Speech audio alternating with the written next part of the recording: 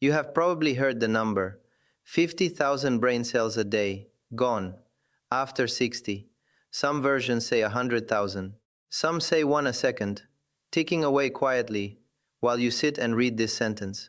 It is built to frighten you, and it works. So I did the boring thing. I read the actual counting studies that number comes from, and the 50 years of work that came after. And here is the part almost nobody says out loud. That number is wrong. Not softened, not rounded up. Wrong. A healthy older brain barely loses the cells themselves. What you lose is the wiring between them. And wiring, unlike a dead cell, can be restrung. That is the entire video in 3 sentences. Stay with me anyway, because the how is specific, most of it costs nothing, and there is one finding near the end, about sleep, that genuinely changed the order I do things in my own evening. One note before we go further. This is educational. Research translation, not personal medical advice. If you are being treated for memory trouble or anything else, this is material to bring to the person who knows your history, never a reason to change a single thing on your own. Here is why the old number ever sounded believable in the first place. Picture your brain not as a gray lump, but as a country scene at night. Millions of little towns, each one a neuron, and strung between them a web of roads and phone lines carrying every thought you have ever had. For a long time we assumed that when thinking slows with age, towns must be going dark, whole neurons dying by the tens of thousands.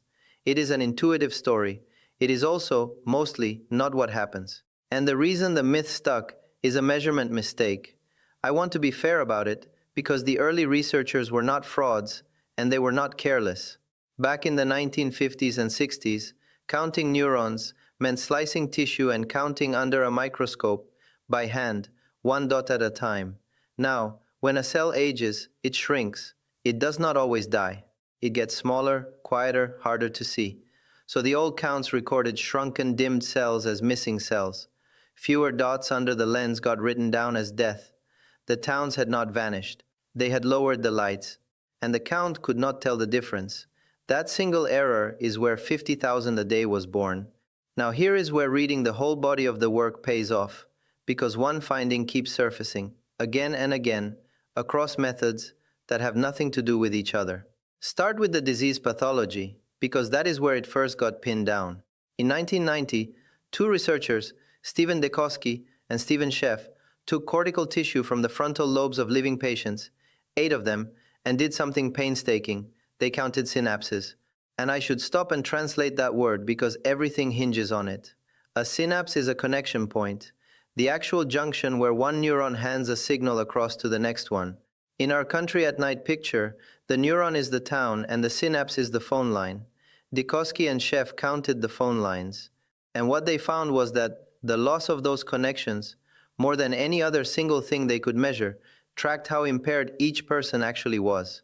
The year after that, in 1991, Robert Terry and his team put it almost beyond argument. They took 15 people who had lived with Alzheimer's and 9 who had not, and lined up everything you could measure in the brain tissue against how those people had actually scored on tests of thinking while they were alive. The plaques, the sticky protein clumps everyone talks about, correlated weakly, the tangles, weakly, but synapse density, the sheer number of working connections, correlated powerfully across every test they ran. Terry's own sentence became one of the most quoted lines in the whole field. Synapse loss, he wrote, is the major correlate of cognitive impairment, not the plaques, not dead cells, the connections. When the phone lines go quiet, the thinking goes quiet with them. Now, you could push back on me here, and you would be right to. That is 2 studies, both looking at post-mortem or biopsy tissue, both circling one disease. So let me show you the second cluster, built a completely different way, because this is the part that turns a hunch into a pattern. In 1997, John Morrison and Patrick Hoff went back and gathered up the newer counting studies, the ones done with a method called stereology, which is specifically designed not to make that old shrinkage mistake. They published the reckoning in the journal Science, and their conclusion was blunt. Widespread neuron death is not a normal part of aging. In a healthy older brain, the neurons are, by and large, still there. Read that slowly if you have spent years being told the opposite. The cells are still there, 15 years later, Morrison, now working with Mark Baxter, went further in a review of the aging cortex. In normal aging, they wrote, the decline in memory and thinking is linked not to a loss of neurons but to subtle changes at the synapse. And in aging monkeys, they could actually see it happen. A specific thinning of the smallest, most delicate connection points, the thin dendritic spines, in the prefrontal cortex, which is the region you lean on to hold a thought in your mind while you use it. The spines are the little docking points where a connection physically lives. Lose the thinnest, most flexible ones, and the wiring frays at exactly the spot you notice most. The town stays lit, the line just gets scratchy. So look at what has now converged. Autopsy tissue, living biopsy tissue, modern quantitative counts, aging primates, 4 completely different ways of looking, and all 4 point the same direction. It is not the towns going dark. It is the lines between them. Let me be honest about the edge of this, though, because I said I would, and you would catch me if I wasn't. It is not that the aging brain loses 0 neurons anywhere. A few specific regions do thin out somewhat, and researchers still argue about which ones and how much. And measuring synapses in living people is genuinely hard. A lot of the cleanest work is post-mortem or in animals, and that is a real limit that I am not going to paper over. So hold the claim at exactly the right size. The strong, repeated, convergent finding is not that nothing changes as you age. It is that the tens of thousands of dead cells a day story is simply the wrong picture, and the thing that actually tracks how sharp you feel is the health of your connections. That is the claim the evidence carries. I would put my confidence there high. On the precise rebuild numbers that come next, I stay more cautious, and I will tell you where. Quick question while we are in the middle of this.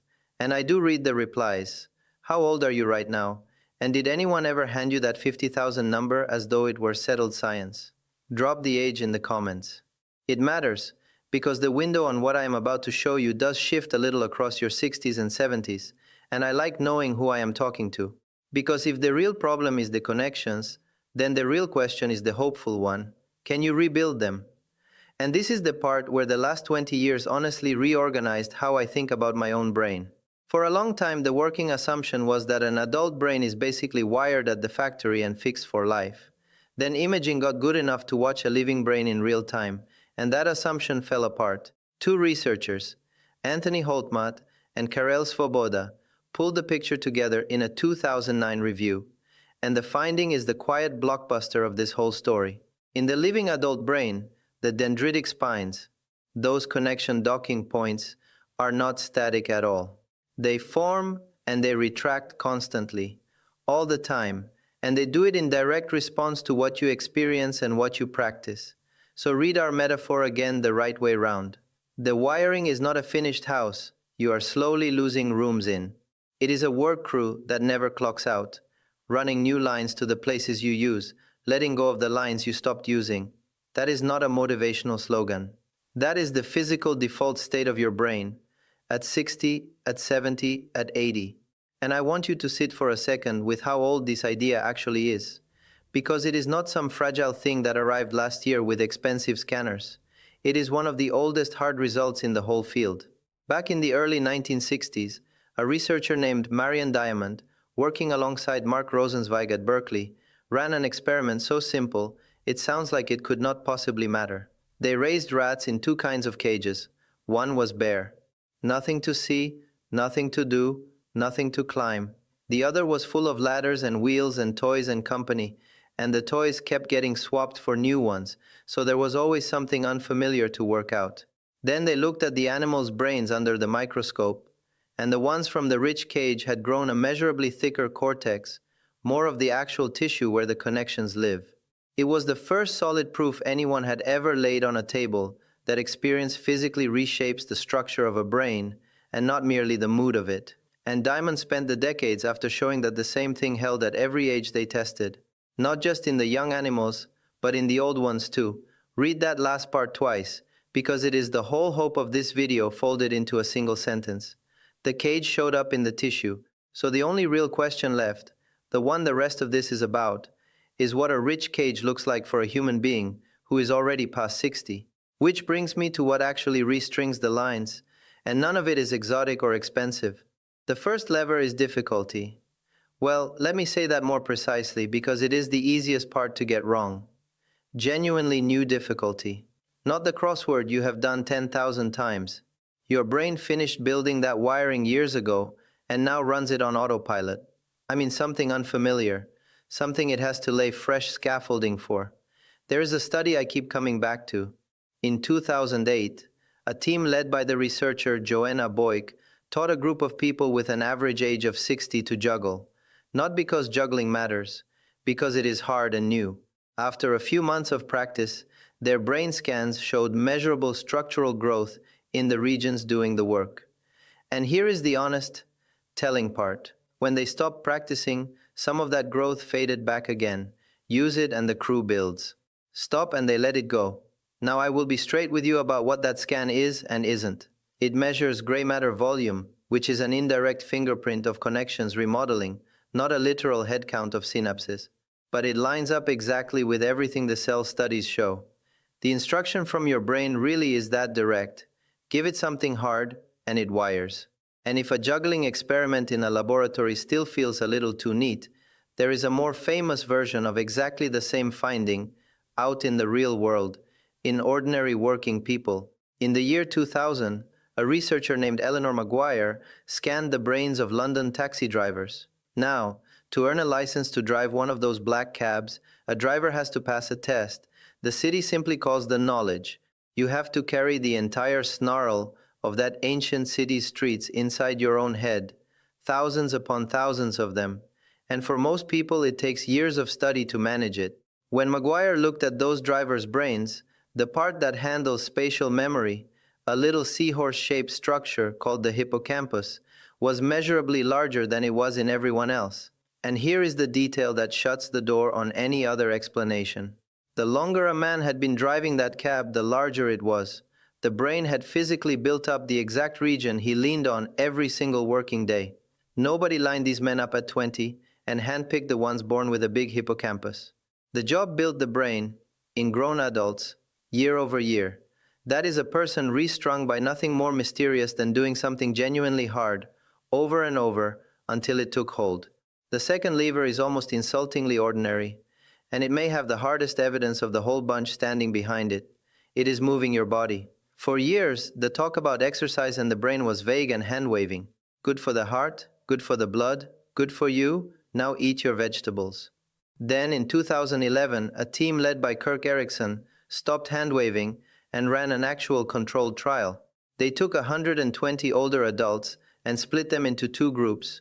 One group did gentle stretching, the other simply walked at an easy clip a few times a week for 1 year. That was the entire intervention, walking. At the end of the year they scanned everyone, and the walkers had grown the size of their hippocampus, that same memory seahorse, by around 2%. Let me hold that number at the honest size, the way I promised you I would. 2% is small. It is a volume measurement rather than a direct count of connections, and other researchers have argued hard about how much of the memory gain really rides on it. All fair, but look at what it means even at its most modest. In an ordinary aging brain, that region drifts slowly smaller with the passing years. These walkers did not merely slow that drift, they turned it around and clawed back, roughly, a year or two of what age had been quietly taking.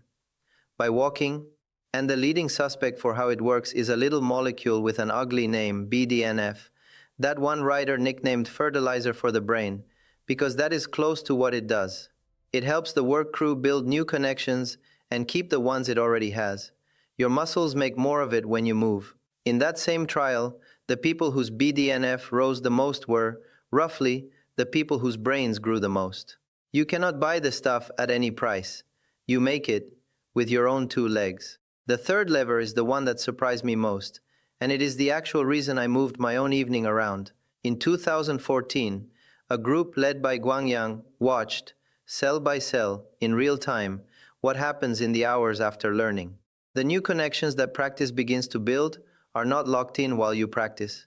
They get laid down later, during sleep, and specifically during the deep, dreamless stages.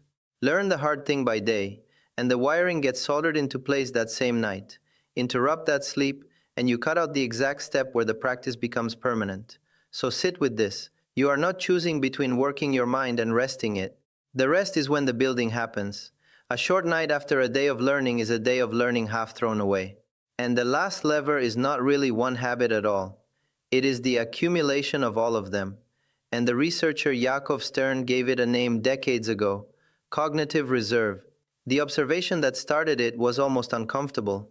People with more years of education and more mentally demanding lives tended to reach the point of visible dementia later than everyone else, as though something in how their brains were built and used let them absorb more damage before it ever showed. His long line of work since points the same direction every time. People who keep learning new things, who stay socially connected, who keep their bodies moving, they build a deeper buffer, and it shows up as thinking that holds steady for longer, even when the tissue itself takes some ordinary wear. There is one study in this vein I have never quite been able to shake, and it is worth a minute of your time because it ties this whole hour into a single knot. Starting in the late 1980s, a researcher named David Snowden followed a group of nearly 700 Catholic sisters, and he had a rare and precious thing to study them with. A short essay each of them had written by hand as a young woman in her early 20s, on the day she entered the order. Decades later, he could lay that girl's writing down beside the old woman's mind and see what had happened in between. And one sister has stayed with me ever since I read about her. Sister Mary kept her wits sharp, her curiosity bright, her whole self intact, past the age of 100. When she died and they examined her brain, it was riddled through with the plaques and the tangles everyone points to as Alzheimer's. By the tissue alone, she should have been long gone into the fog. She simply was not. A whole life of teaching, reading, staying woven into the other sisters, using her mind hard right up to the end, had built her a buffer deep enough to carry damage that would have sunk almost anyone else. That is cognitive reserve. You can very nearly see with your own eyes. It was not that the sharp sisters had no wear in the brain. It was that they had laid down so much wiring over so many years that the wear had a great deal further to travel before it ever reached the surface of who they were. And notice what every item on that list has in common. Each one is you handing your brain new connections to build. Novelty, other people, movement, protected sleep. That is the unglamorous list. There is no billing code for any of it, which is a large part of why your 15-minute appointment is never going to sit you down and walk you through it. And before somebody types it into the comments, yes, your brain does also make a small number of genuinely new cells, in one narrow region tied to memory. That is real. It is a separate story, and I have covered it on its own elsewhere. But it is not what is doing the heavy lifting here, and it is not a flood. What we are talking about today is the connections between the neurons you already own. That honestly is the real version of grow them back. So let me set the whole thing back down plainly, so you leave with it. The scary number, 50,000 cells a day, traces straight back to old counts that mistook shrunken cells for dead ones, and half a century of better methods overturned it. Your neurons, in a healthy older brain, are mostly still right where they have always been. What thins with age, and what actually tracks how sharp you feel, is the synapses, the connections between them. And the connections are the one part that rebuilds. You restring them by doing things that are genuinely hard and new, by staying tied to other people and keeping your body moving, and by guarding the deep sleep that solders all of it into place. None of that is new, and none of it is for sale. Rats in a livelier cage were showing us the shape of it 60 years ago, and your own brain has been quietly running that same work crew the entire time you have been listening to me. If you want the fuller version of how I turn findings like these into an ordinary evening you can actually follow, that written companion is what the Becker protocol reading is built around. And the link for it sits in the description below. Nothing to write down. And if this is the kind of breakdown you want more of, the kind that kills the frightening myth and then hands you the real, usable thing underneath it, then subscribing is the plainest way to tell YouTube to put the next one in front of you. Then tell me in the comments, what is the one genuinely new, slightly too hard thing you could start this month? I read them. Your neurons were never the story. The lines between them are. And you have been able to restring them the whole time. I will meet you in the next one.